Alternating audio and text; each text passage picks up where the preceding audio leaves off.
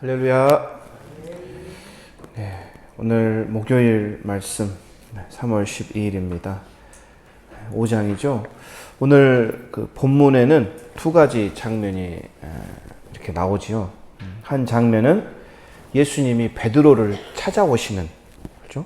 그리고 제자를 부르는 장면이고, 또 하나의 장면은 문둥병자가, 나병 환자가 예수님을 찾아와서 고침, 치유를 받는 두 가지 장면입니다.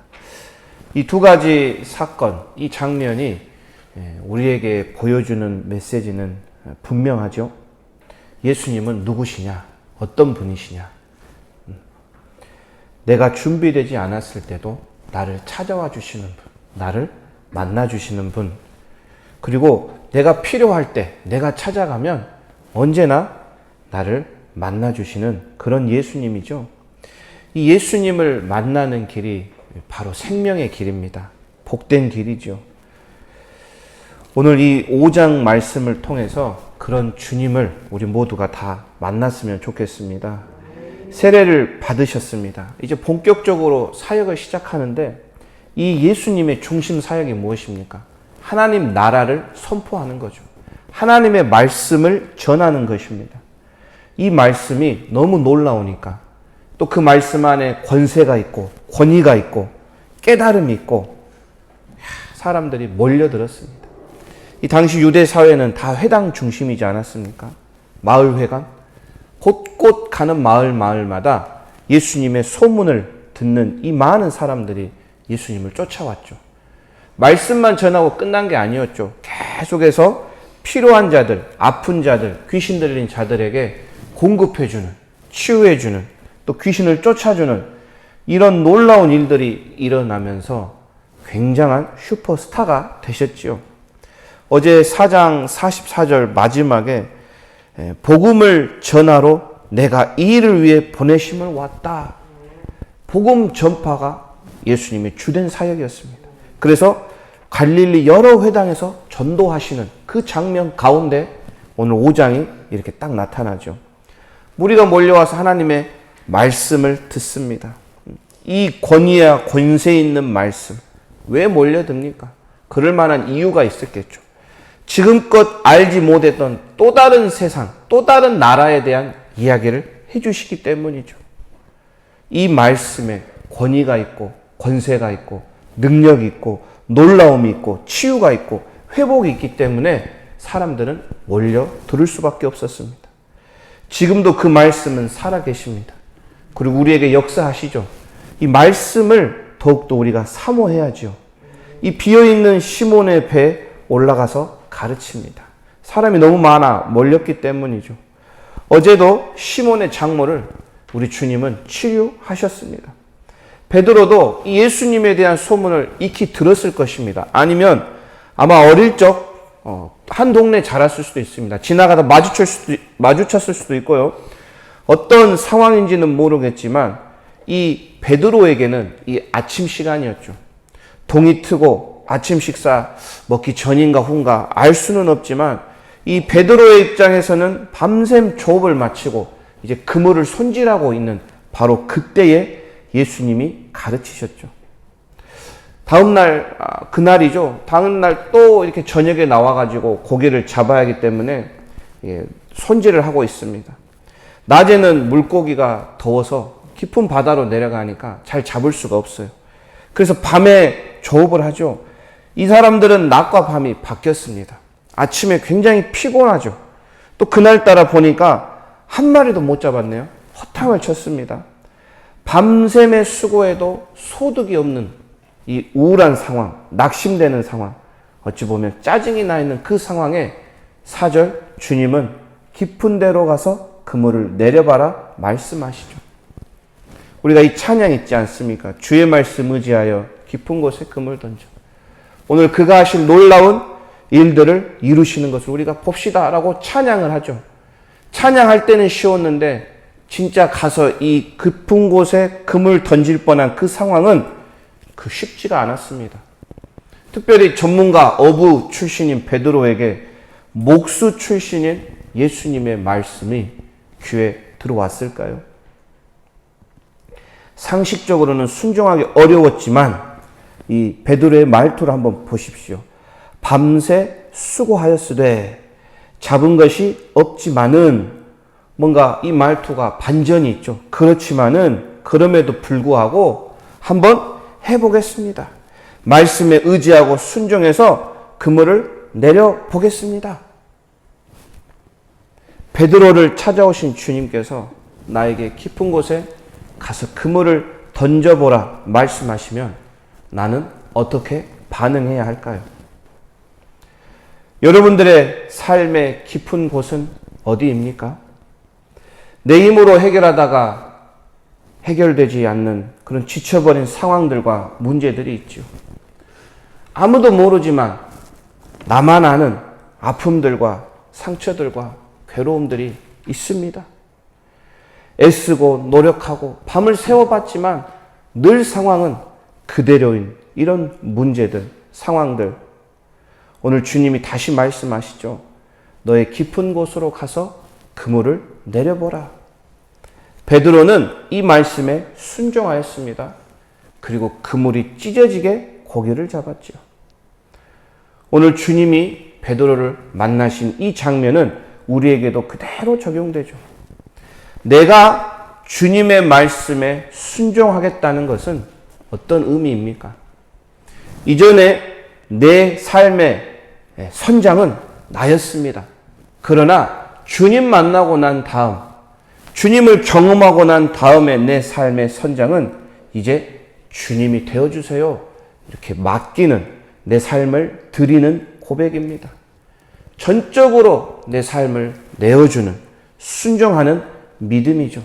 그래서 이제는 이 내 멋대로 가는 배가 아니라 주님이 가라는 대로, 주님의 뜻대로, 말씀대로 운행하는 그런 배가 되겠다는 믿음의 약속이죠.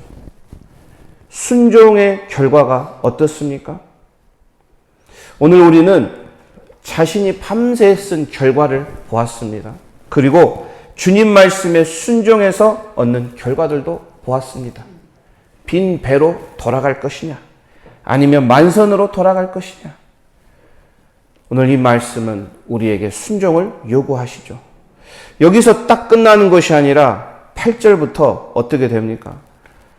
이 엄청난 사건을 직접 몸으로, 눈으로 경험한 베드로, 예수님이 누구를 고쳤더라, 어떤 귀신 들린 자를 치료했더라, 여러 소문은 있었지만 그 소문이 이제 내 경험이 되는 순간 베드로의 반응은 8절입니다. 8절. 우리 다 같이 읽어보겠습니다.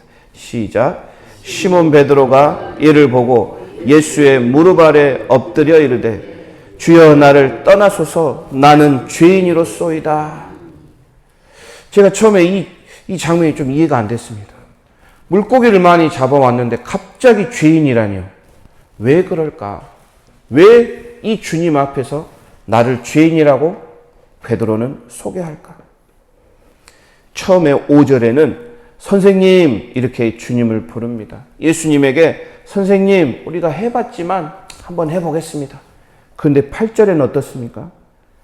이제 예수님의 능력을 경험한 거죠. 주여 나를 떠나소서 나는 죄인입니다. 이사야가 6장에 소명을 받습니다. 하나님을 만나는 그 장면이 등장하죠. 환상을 보게 됩니다.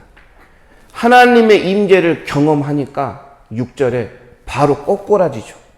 화로다. 나는 망하게 되었도다. 내 입술은 부정한 사람이다.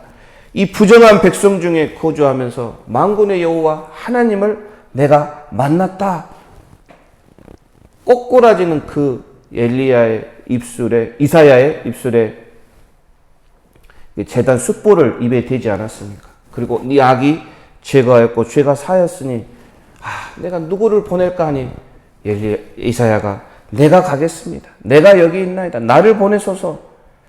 주님을 만나는 순간 정말 주님의 임재 앞에서는 인간은 똑바로 설 수가 없습니다. 자신이 죄인임을 고백할 수밖에 없다는 것이죠.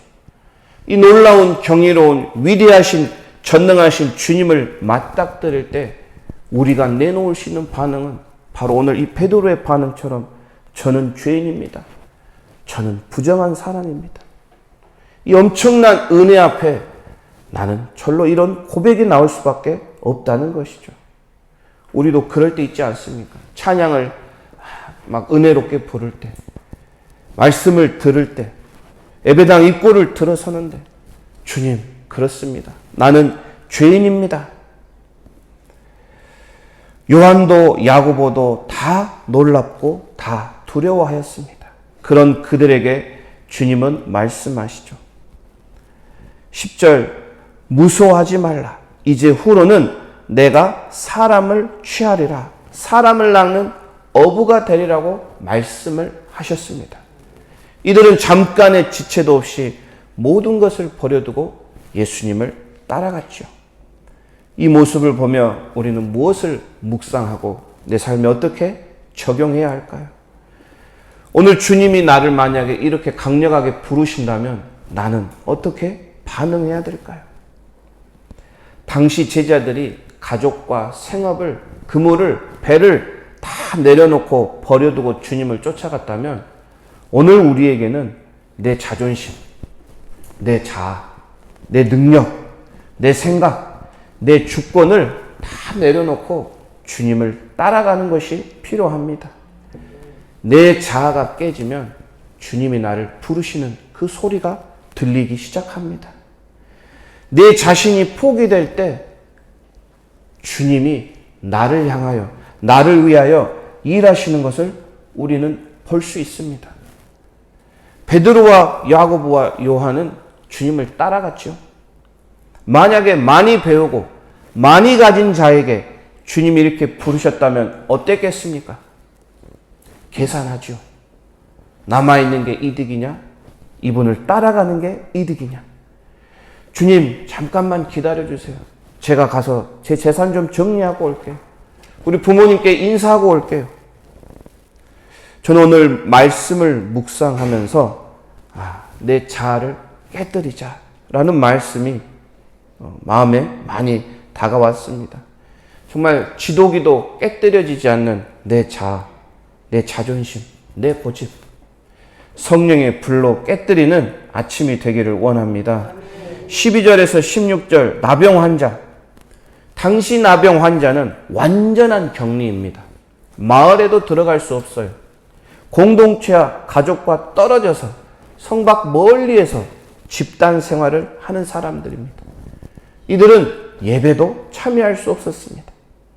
이런 사람이 오늘 12절에 보니까 예수를 보러 찾아 동네에 들어왔습니다. 정말 돌 맞아 죽을 뻔한 상황입니다.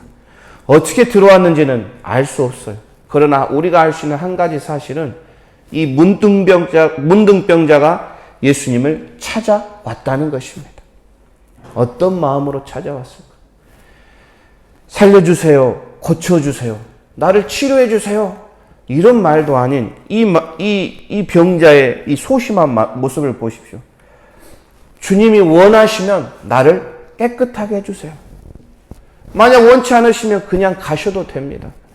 누구에게 아마 말도 잘 못 걸어봤을 이 병자에게 주님은 어떻게 반응하십니까? 그 마음에 얼마나 많은 상처와 아픔과 고독함과 괴로움과 외로움이 있었겠습니까? 그런 환자를 우리 주님은 만나 주셨죠. 반응해 주셨습니다.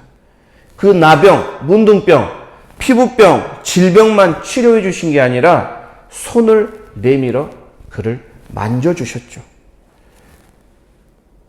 사람들로부터 버림받았던 그 내면의 상처까지 주님은 치유하시는 그런 분이시죠. 내가 원하는 것보다 나를 더 잘 아시는 주님입니다. 이게 나병 환자를 대하는 것 자체만으로도 그 당시에는 굉장한 복잡한 상황이었어요. 레위기에 보면 나병 환자는 자기가 지나갈 때 물러가세요, 물러가세요. 저는 환자입니다. 나병 환자입니다. 이렇게 2번씩 외쳐야만 어딘가를 갈 수 있었고요. 접촉을 했다면 정결 예식을 반드시 치러야만 또 이렇게 예배를 드릴 수 있고 복잡합니다. 그런데 주님은 어떻게 하십니까? 예수께서 13절 한번 읽겠습니다. 시작. 예수께서 손을 내밀어 그에게 대시며 이르시되 내가 원하노니 깨끗함을 받으라 하신대 나병이 곧 떠나가니라. 아멘. 손을 내미셨습니다. 그에게 대셨습니다. 그를 만지셨고 그 마음에 있는 상처까지도 치유하셨습니다. 원하시면 나를 깨끗하게 해주세요. 주님, 원하시면 내 문제를 해결해 주세요. 내 고통을, 내 상처를 치유하여 주시옵소서. 이 믿음으로 기도하는 자의 기도를 우리 주님은 외면하지 않으시죠. 마지막 16절, 예수는 물러가 한적한 곳에서 기도하시느니라. 어제도 이 말씀이 있었습니다. 오늘 또 기도하시죠. 누가복음은 예수님의 기도 장면이 한 9장면인가 나옵니다. 우리가 잘 아는 제자를 부르실 때 그 전에 기도하셨고요. 또 변화산 가기 전에도 기도하셨고, 기도하는 장면 십자가 전에도 기도하셨고, 계속해서 나오는데 묵상하다 보니 예수님은 매일 기도하셨다. 우리처럼 매일 기도하십니다. 기도는 주님을 만나는 통로죠. 정말 오늘 아침 기도할 때에 정말 우리 그 자아를 위하여 성령의 불로 정말 내 자아를, 내 자존심을 깨뜨려 주시기를 원합니다. 그리고 내 삶의 깊숙한 곳에 임재하여 주시옵소서. 이런 기도가 있었으면 좋겠습니다. 함께 기도하겠습니다. 주님 감사합니다. 3월 12일 제자들을 부르신 이 말씀으로 우리 모두에게 말씀과 교훈 주시니 감사합니다. 주님께서 베드로를 찾아간 것처럼 주님께서 오늘 말씀으로 저를 찾아와 주시옵소서. 깊은 곳에 가서 그물을 내리라는 그 말씀에 주님 응답하고 순종하기를 원합니다. 주님께서 내 삶의 깊은 곳까지 찾아오셔서 나를 만져주시고 나를 만나주시고 성령으로 임하여 주시옵소서.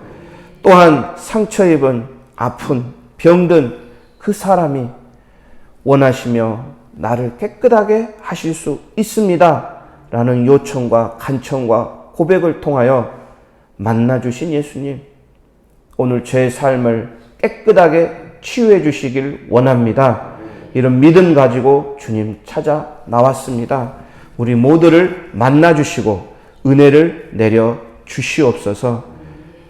오늘 이 시간 내 자아와 주권 모두를 내려놓고 주님을 내 삶의 주인으로, 내 인생의 선장으로 다시 모셔드립니다. 겸손하게 주님 말씀 순종하며 오늘도 살아갈 수 있도록 축복하여 주시옵소서. 이 새벽 성령께서 우리 모두에게 은혜 주시기를 원합니다. 깊은 곳까지 치유하시는 주님의 손길을 경험하기 원합니다. 전능하신 나의 주 하나님이 능치 못함 없음을 고백합니다. 감사하며 예수님의 이름으로 간절히 기도합니다. 아멘.